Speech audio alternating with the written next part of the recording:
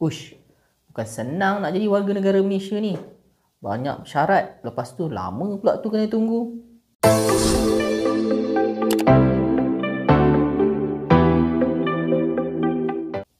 Assalamualaikum dan salam sejahtera. Dan BCME Media mengambil kesempatan ini untuk mengucapkan selamat ulang tahun kemerdekaan kali ke-64 dan selamat Hari Malaysia ke-58 tahun.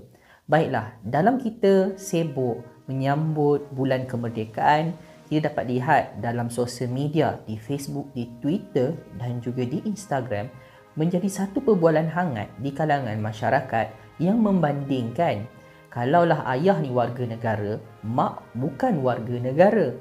Anak ni macam lebih senang nak mendapat status warga negara. Berbeza pula kalau ayah bukan warga negara, mak merupakan warga negara Malaysia, anak ni macam payah nak dapat status kewarganegaraan.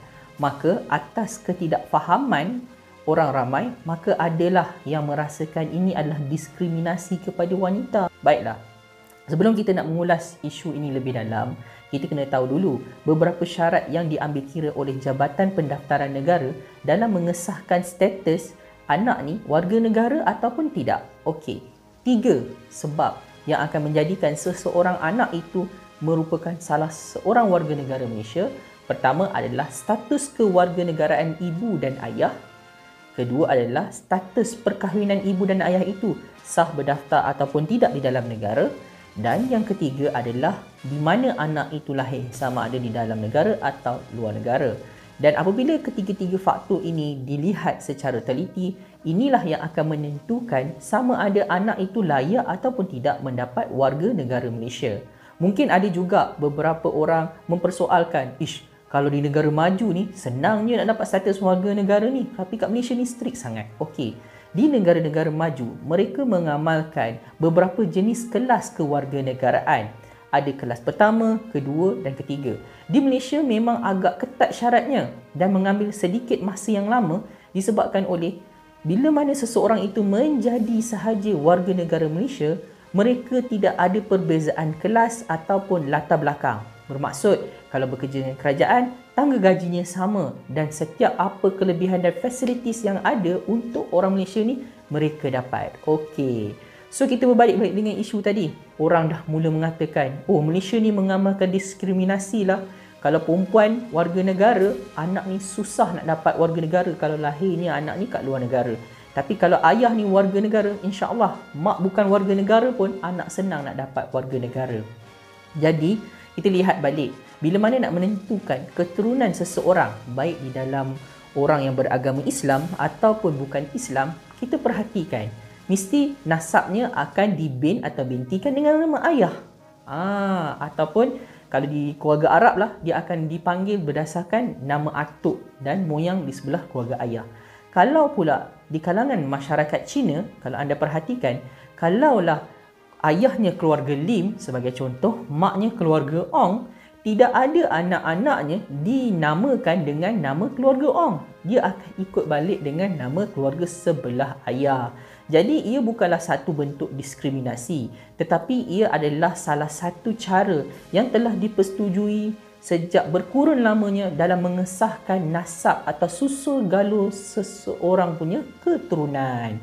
So, begitu juga bila mana kita membuat kajian di dalam sains, jantina anak, sifat anak, keturunan anak itu didatangnya daripada sebelah ayah. Okey.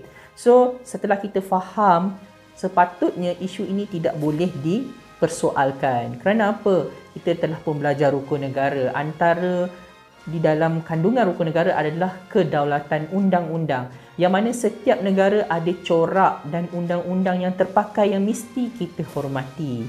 Lain pemerintahan, lain negara, lainlah cara dan undang-undangnya. Di situlah di mana kita nak melihat sama ada kita ni seorang warga negara yang betul-betul memahami ataupun taat setia kepada raja, negara maupun perlembagaan. So, saya harap dengan ulasan yang kami kongsikan di dalam bulan Merdeka ini, kita nilai sendirilah betul ataupun tidak, benar ataupun salah, bahawa sememangnya tepat apa yang telah pun letakkan dalam undang-undang, lebih mudah untuk menjadi warga negara seseorang anak itu berdasarkan ayah. Tetapi bukan bermakna tidak boleh menjadi warga negara itu mengikut status kewarganegaraan ibu. Kita lihat banyak sudut sebelum kita nak memberikan kewarganegaraan kepada seseorang.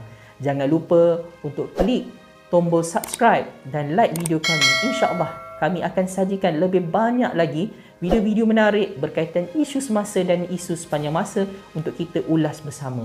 Jika anda ada sebarang pandangan untuk video akan datang, tinggalkan di ruangan komen.